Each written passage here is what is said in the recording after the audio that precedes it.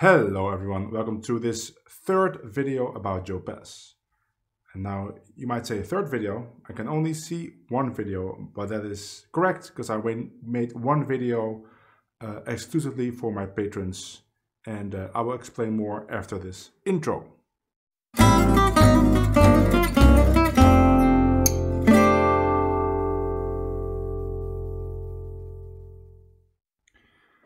So we're in the middle of this Joe Pass series, and I'm alternating between making one video for all of you on YouTube and then one video exclusively for my patrons. So if you want to have access to episode 2, follow the link in the description and you'll get access to that video and also to all the tabs for that video and for every video ever.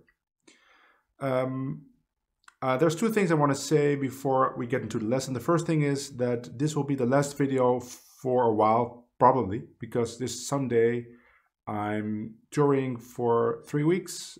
First I'm in Montreal for a couple of gigs, and then I fly to Seattle to be part of the Jungle Fest Northwest Festival on Whidbey Island, where I'll be teaching a bunch of workshops, both guitar and violin, and I'll be participating in 2 concerts.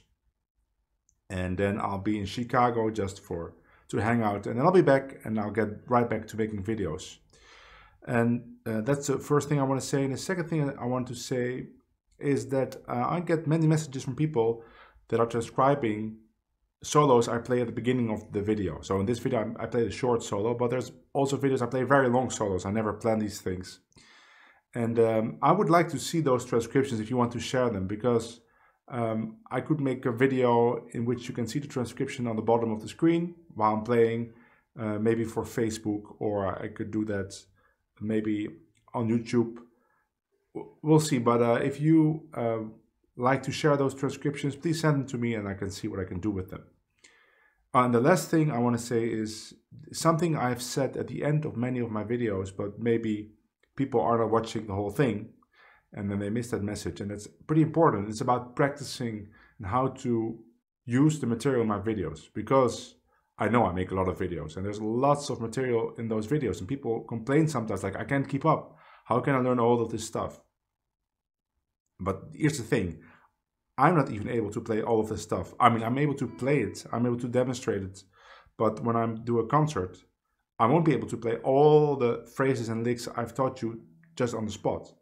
But that's not the point. The point is to work with all the phrases, work with them seriously, right? You work with them for a couple of hours, a couple of days. You focus on 4 or 5 phrases and you try to make them work on all kinds of backing tracks and with the metronome, whatever you do with it. And then when you do a gig, so during the practice you force yourself to play these phrases, but then during the gig, that's not the point. During the gig you just play and see what comes out. And then some of the phrases that you just practice might appear, or they might not appear at all. I don't worry about that. I only care about the work. I don't care about the results. The results will come.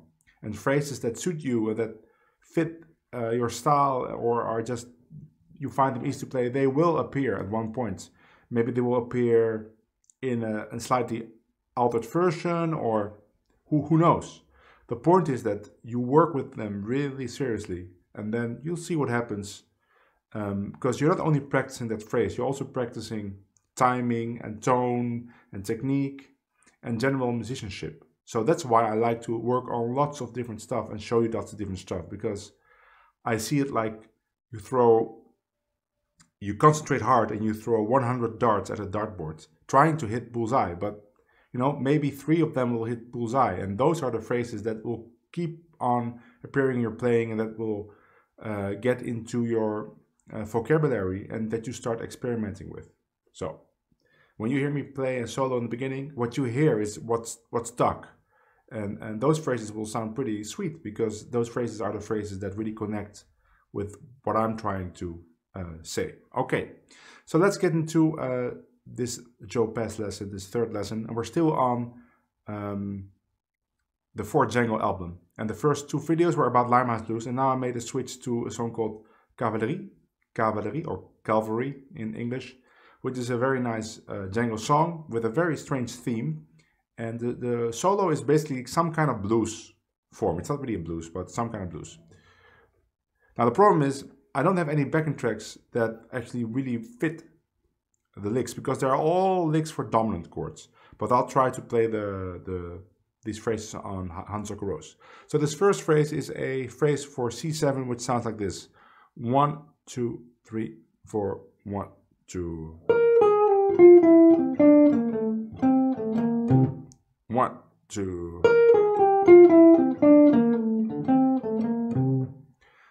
1, 2, 3, 4, 1.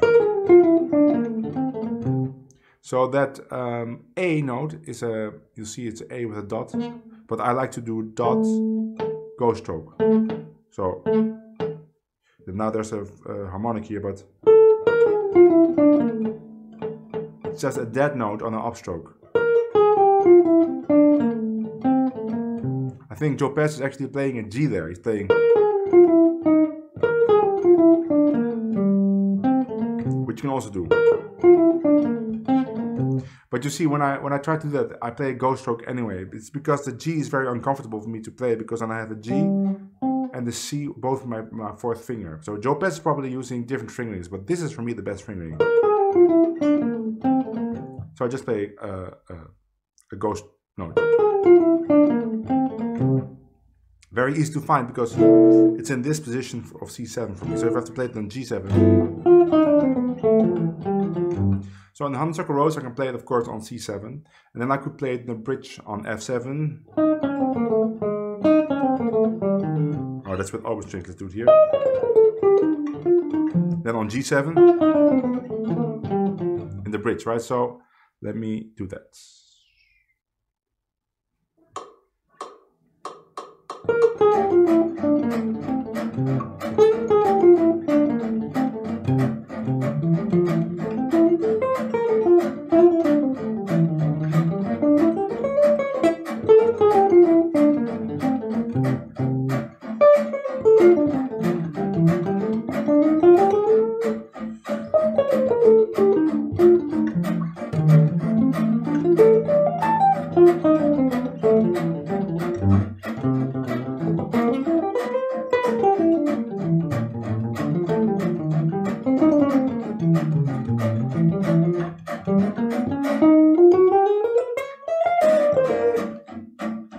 Never mind the botched diminished scale there at the end.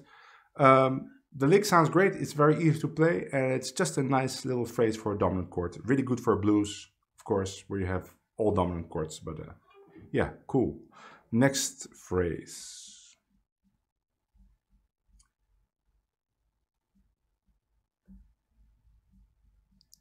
Another dominant, oh, they're all dominant licks, but this one sounds like this. 1 for F7. 1, 2, 3, 4, 1.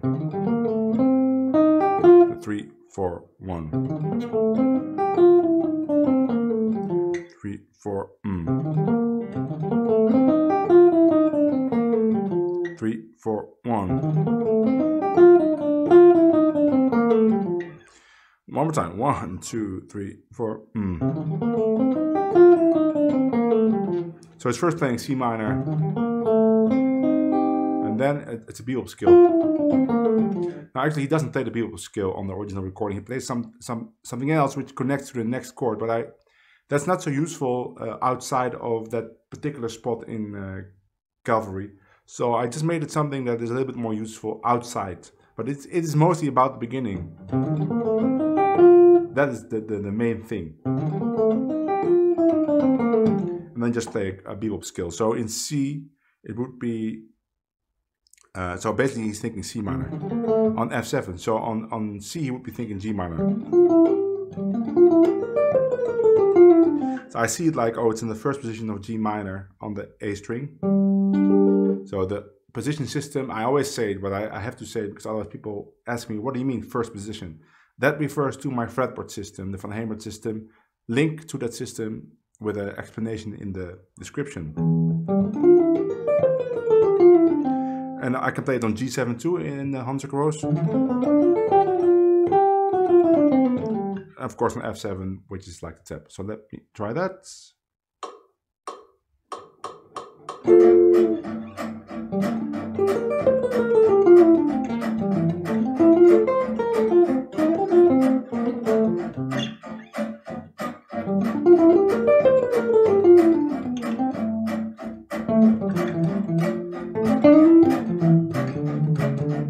F7.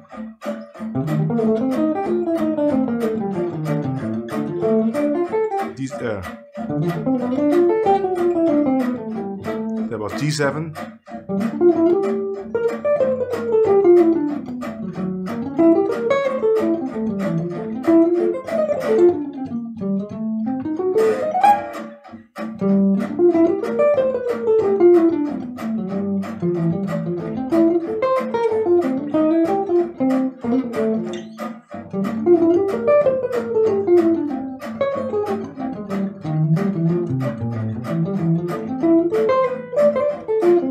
F7, G7,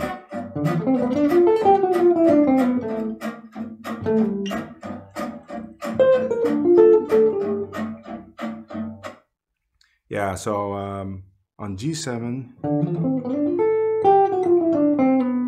of course the backtrack went to C7 and then I did some weird stuff, but you see how it works. Okay, next phrase. Okay, so now we get into the end of the chorus of Calvary is weird chords, or not weird, but it's unusual. It's like it's a 2/5, but it's not 2/5. It's like, so it's a variation of D7. So if you play let's say 2/5 to C, if you play D7, G7, C, what you're doing is you make the two. You make a dominant chord. So instead of playing D minus 7, G7, C, you play D7. Now if you want to make a variation on that, you can make a tritone substitute of the first chord and it becomes A flat 7. G7, C. Now you could make a tritone substitute out of the second chord too, then you would get A flat 7, D flat 7, C. So in theory you could play your lines that fit on D7, G7, C. But Joe Pass really plays A flat 7, G7. Now, it's not very useful outside of Calvary because this rarely happens. So the first thing that you should do is only look at the 5/1 resolution. So look at the second bar, which sounds like this: 1, 2, 3, 4. 3, 4, 1. That is very useful, Dick. So if you played a normal 2/5/1, you could play some D minor before it.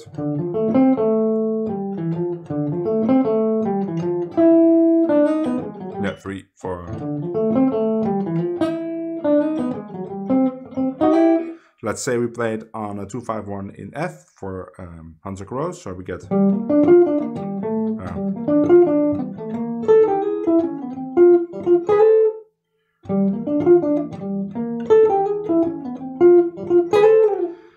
Now, if you want to play what it says here, it says this: 1, 2, 3, 4.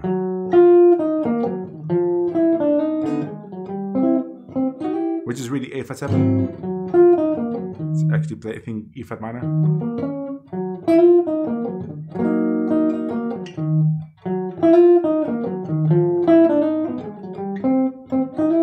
You could actually, in theory, make work on a 2/5 if you play it with a lot of conviction and when people know the chords, right? If you have played a chorus already or two choruses and you want to explore some more kind of outside option, this would be a good one. But it wouldn't work if I just demonstrated now on the backing track and play this over a 2/5 in F. It would sound strange. You would get.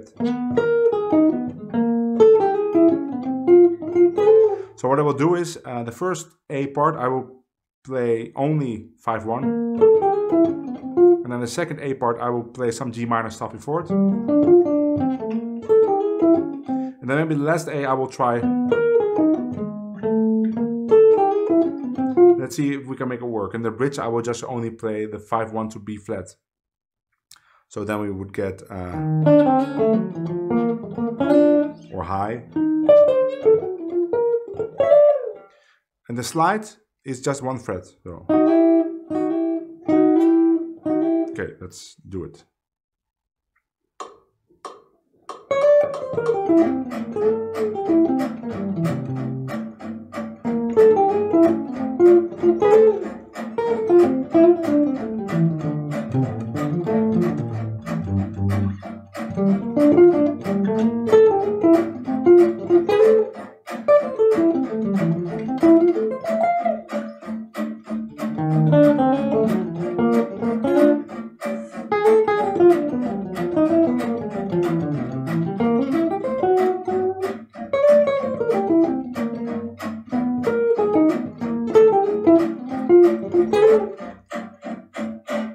Now, it sounds actually pretty cool, right? But that's because we already established this key of F, and then I play this outside thing, and then it sounds cool, but I wouldn't start out with it.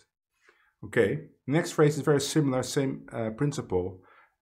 It is again on this A flat 7, G7, C. So the first thing is just look at the G7, C, which sounds like this. 1, 2, 3, 4.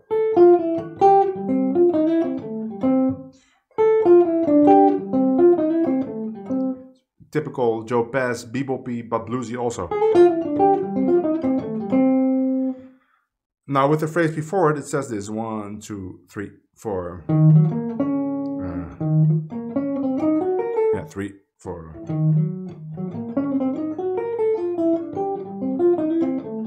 Again, he's playing kind of E flat minor.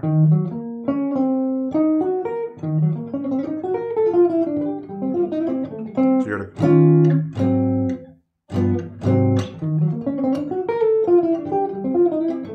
Now for this lick, actually what you could do is you could play the first bar 1 fret down. It sounds pretty good. So you actually play D minor 7. Then you hang on with A, so it goes across the bar line. 3, 4.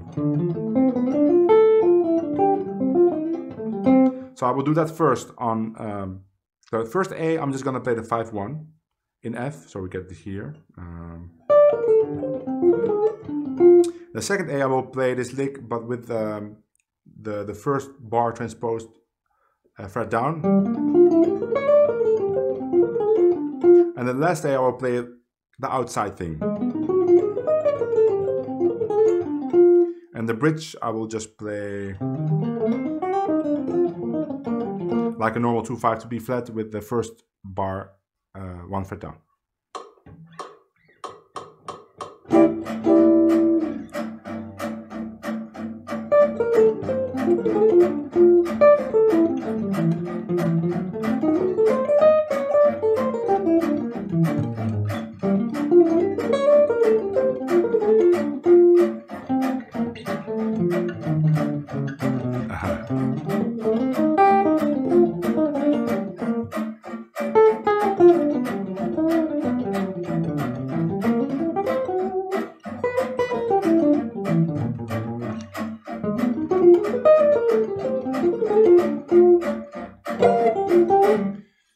Again, you can hear it's pretty cool actually if you do it.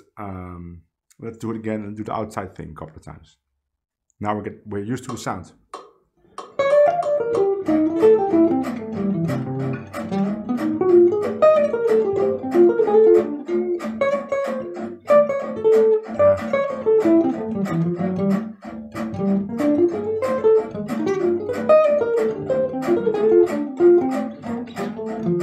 Okay, let's do outside and B flat.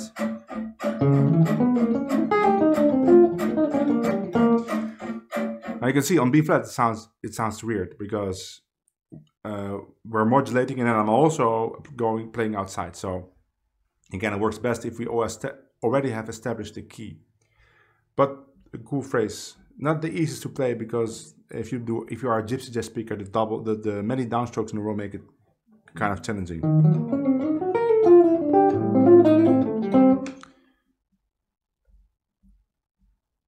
And then this phrase, this is just a 3, 4,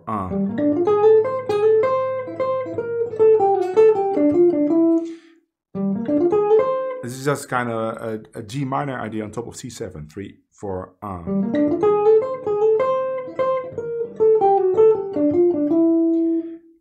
Yeah, nothing much to say. The end is mine. He plays something else, which is also not very usable outside of Calvary. So I just made a typical bebop ending, something that he would play also. The two short quarter notes, again, I do play with downstrokes, with ghost strokes in between.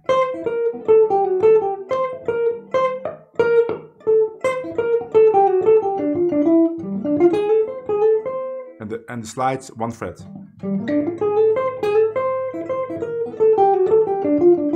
Let's play that. It's an easy one.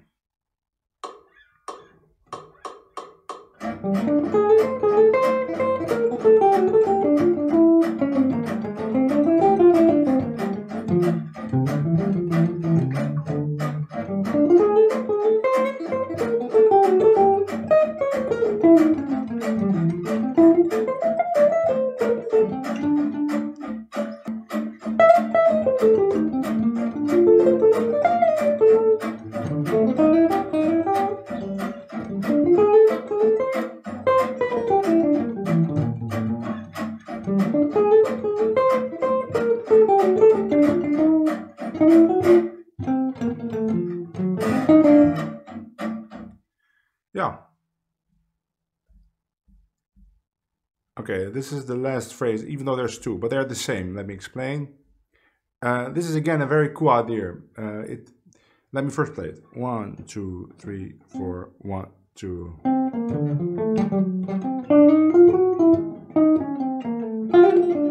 1, 2.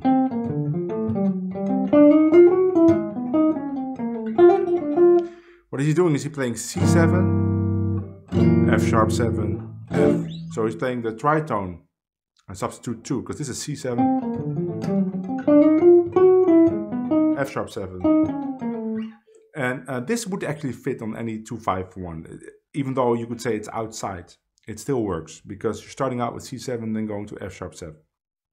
Now, as you can see, it's 2.5 bars, but you could start on the 1 and be a little bit later with the resolution on F, or you could play it exactly like it's here. And then normally I don't do this. Normally I pick one finger and go with it, but I figured this lick,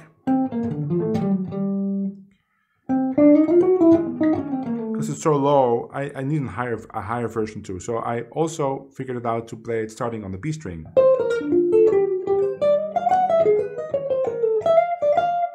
So we have both versions. So let me demonstrate both of them on Hans Rose, because of course I can play the high and the low version both on the C7, but on the bridge on the F7 it would be very good to play the high version, because the low version would be here otherwise. It's not very comfortable, or here, and you can do it because too many open strings. Okay, let's try that.